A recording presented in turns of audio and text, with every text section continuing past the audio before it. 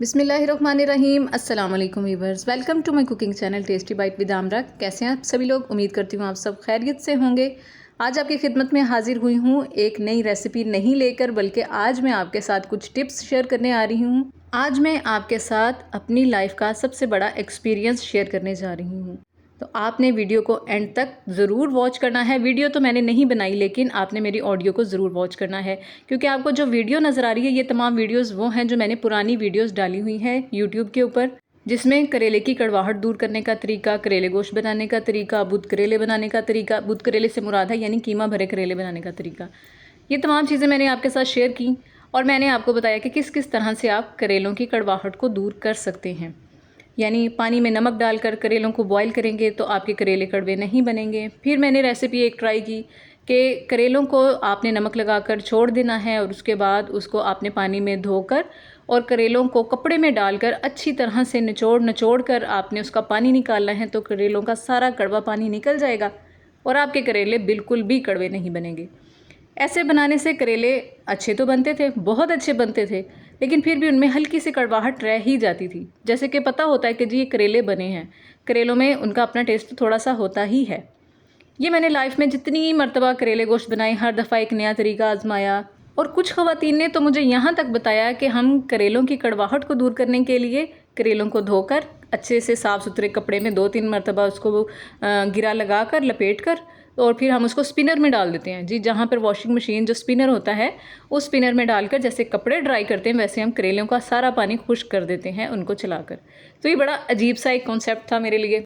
फिर इन तमाम तजर्बों से गुज़रते गुज़रते आखिर मैंने एक ऐसा तजर्बा आजमाया जो कि सुना तो हुआ था पहले से ही, टेलीविज़न में भी मैंने ये बात सुनी थी कि नमक और पानी करेलों की चिढ़ होती है। इन दोनों से जब ये दोनों करेले को लगते हैं तो करेले कड़वे हो जाते हैं। लेकिन कभी इस चीज़ को मैंने आजमाया नहीं, किया नहीं, क्योंकि मुझे मालूम था ऐसे कैसे हो सकता है। हम तो करेलों को इतना निचोड़ते कि वो कपड़े में डालकर धोने के बाद कि हाथों का तो हशर ही हो जाता। मेरे तो हाथ दुखना शुरू हो जाते थे और मेरी स्किन सेंसिटिव है तो वो बहुत ज़्यादा एलर्जिक भी हो जाती थी। करेलों को धोने में, उनको निचोड़ने में, नमक लगा के रखना है, नमक से उनको मलना है, बहुत कुछ किया ताकि करेले जो हैं वो हमारे बहुत टेस्टी बने। और टेस्टी बनते भी थे, लेकिन कड़वाहट हल्की सी रहती थी।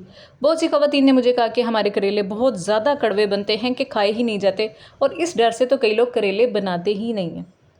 तो आज आपके साथ ये मैंने ऐसी रेसिपी शेयर करनी है, ऐसी टिप शेयर करनी है कि आपको सारी ज़िंदगी के लिए सुकून हो जाएगा। इतनी मेहनतें जो करेले बनाने पर की हैं ना, अब वो सारी आप उसको एक साइड पर करें और आप आराम से मेरी ये जो मैंने टिप आपको बतानी है उसको आप गौर से सुनें।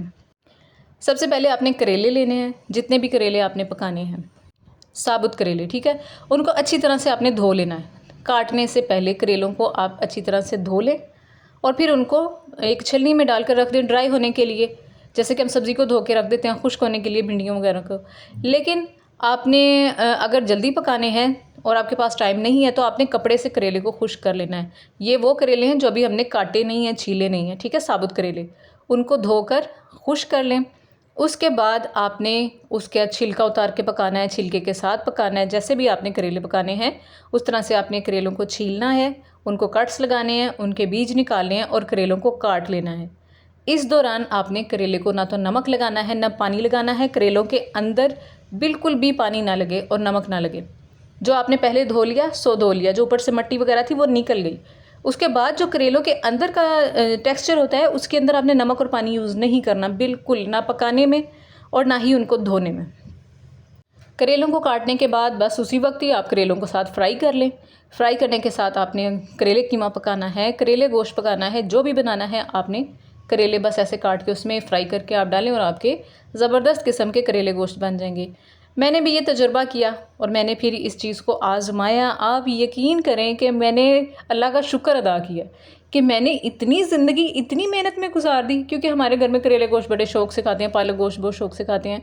तो जब मैंने देखा मैंने कहा यार ये तो इतना आसान था और हमने अपनी ज़िंदगियों को इतना मुश्किल बनाया हुआ है। इतनी टेंशन दी हुई है कि ये रगड़ो वो रगड़ो, जी धूप में रखो करेले, करेलों को नमक लगाओ, करेलों को उबालो और या फिर कपड़े में डाल के करेलों को ज़ोर ज़ोर से निचोड़ो ये तो सब बहुत ही मुश्किल काम थे।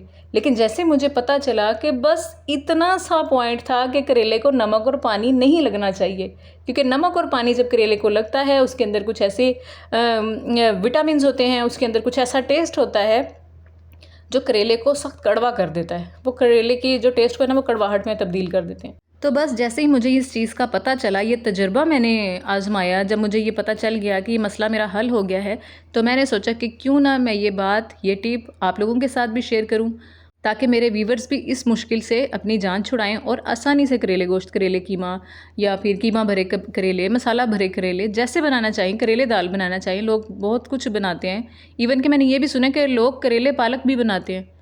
तो आप ऐसे ज़रूर आजमाएं, और अगर आपके करेले बहुत अच्छे बनते हैं तो मैंने चूँकि आपको ये टिप दी है, तो आपने मुझे कमेंट करके ज़रूर बताना है कि हमने ऐसे करेले बनाए हैं और हमारे करेले कड़वे बने हैं या नहीं बने। बस आपने ये मेरा काम करना है। ये जो वीडियोस आपको नज़र आ रही हैं दरमियान में, ये मेरी अपनी ही बनाई हुई वीडियोस हैं जो कि मैंने यूट्यूब पर पहले अपलोड की हुई हैं।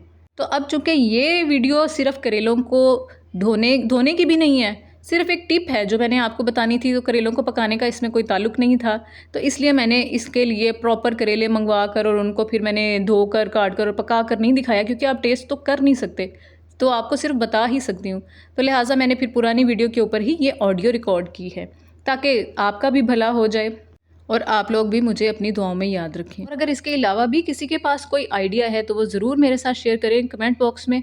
इसके अलावा मैंने एक वीडियो अपलोड की थी कलेजी की स्मेल दूर करने का तरीका, तो वो भी सब लोगों को बहुत पसंद आई थी, आप लोगों को बहुत पसंद आई थी, यहाँ तक कि उसके मेरे तकरीबन 1.5 लाख व्यूज़ उसके ऊपर आए। तो यहाँ से मुझे अंदाज़ा हुआ कि लोगों को टिप्स भी चाहिए होती हैं। उसमें भी मैंने टिप ही बताई थी कि किस तरह से कलेजी की स्मेल दूर कर सकते हैं, और उसका तरीका मैं एक शॉर्टली आपको बता देती हूँ। वो यही है कि कलेजी के ऊपर एक स्किन सी होती है बारीक सी, आप उसको उतार कर अलग कर लें, और फिर उसके बाद आपने कलेजी को लहसुन अदरक का पेस्ट लगाकर एक छलनी में डाल के रख देना है। तो जब वो छलनी के नीचे आप कोई चीज़ रखेंगे, कोई बर्तन वगैरह रखेंगे, तो वो सारा जो कलेजी के अंदर ब्लड होता है ना, वो सारा निकल जाता है। और कलेजी की स्मेल जो होती है ना, वो ब्लड की वजह से ही होती है। वो सारा ब्लड जब निकल जाता है तो कलेजी आपकी बिल्कुल उसकी स्मेल ख़त्म हो जाती है। उसके बाद आपने कलेजी को धो लेना है, आधा घंटा रख लें आप लहसुन अदरक का पेस्ट लगाकर। उसके बाद आप कलेजी को धो लें, धोने के बाद आप उसको नॉर्मल तरीके से मसाला भून कर पकाएं। ज़रा बराबर भी आपकी कलेजी में स्मेल नहीं होगी, और ज़्यादा कलेजी बनाने की भी ज़रूरत नहीं होगी, पकाने की ज़रूरत नहीं होगी, क्योंकि जब आप कलेजी को भून कर पकाते जाते हैं ना, उसकी स्मेल दूर करने के चक्कर में कलेजी हार्ड हो जाती है। तो कलेजी को तो कम से कम टाइम में पकाना होता है, क्योंकि उसको आप जितना ज़्यादा पकाते हैं, जितनी हीट मिलती है कलेजी को, कलेजी उतनी ही हार्ड होती जाती है। तो स्मेल दूर तो होती नहीं है कलेजी की, बल्कि कलेजी हार्ड हो जाती है, तो वो मज़े की भी नहीं लगती। तो अगर आप इस तरीके से कलेजी बनाएंगे तो आपकी कलेजी भी बहुत अच्छी, सॉफ्ट और बग़ैर बदबू के बनेगी, आपको बहुत पसंद आएगी। इसी तरह की मज़ीद कुकिंग की टिप्स जानने के लिए मेरे वीडियो को लाइक कर दें, चैनल को सब्सक्राइब कर दें, कमेंट्स में ज़रूर बताएं वीडियो कैसी लगी। फिर मिलते हैं नई वीडियो में, नई टिप्स के साथ, नई रेसिपी के साथ। तब तक अपनी दुआ में याद रखिए। अल्लाह हाफिज़।